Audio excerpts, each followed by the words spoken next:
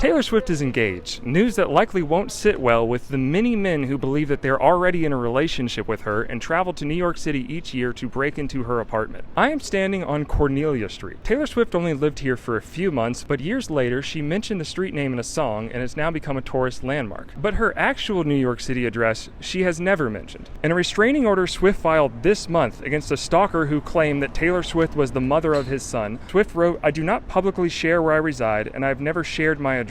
But anyone looking to find her exact street address would be able to find it in these media outlets' fun fluff pieces about her apartment. I'm going to take you through just some of the stalker incidents that Swift has faced at just her New York City address. Let's begin. In 2017, an intruder was caught breaking into Swift's building. He spent nearly an hour buzzing her intercom and then he climbed onto the roof. In one visit, he stayed inside for almost 4 hours. Maybe he had trouble finding her exact apartment. Good thing that W Magazine announced to the world that she lives on the second floor. In 2019, another individual broke into her apartment, used her shower, and slept in her bed. After getting out of jail for that, he returned, broke in through her door with a shovel, and then, quote, ransacked the place. I honestly don't even know how he found the place. A New York Daily News article with the exact address says it's very nondescript from the outside. 2022, a repeat offender who had already turned up at her Nashville home managed to get into Swift's New York building and told her over an intercom, "You're dead, you know." Why leave Nashville? Home and Garden lists that exact address and raves the place is comfortable and contemporary. 2024, a different suspect was arrested outside of Swift's building for stalking 3 times in 5 days. Neighbors said he'd already been there 30 times before, holding flowers and digging through her trash. No need, stalker. Vanity Fair already tells us that Taylor Swift's garbage contains bottles and cardboard,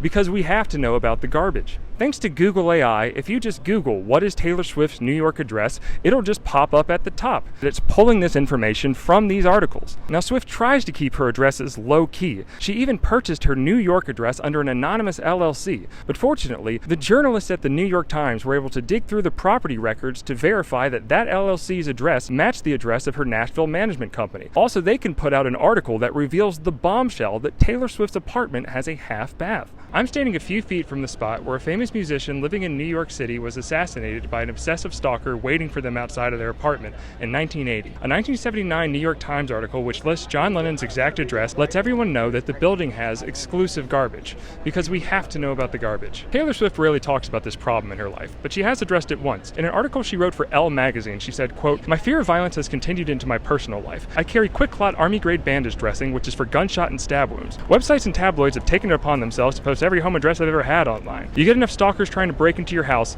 and you kind of start prepping for bad things." And just weeks ago, in an Elle magazine article which lists Taylor Swift's exact address, they would like all of us to know that she has a staircase.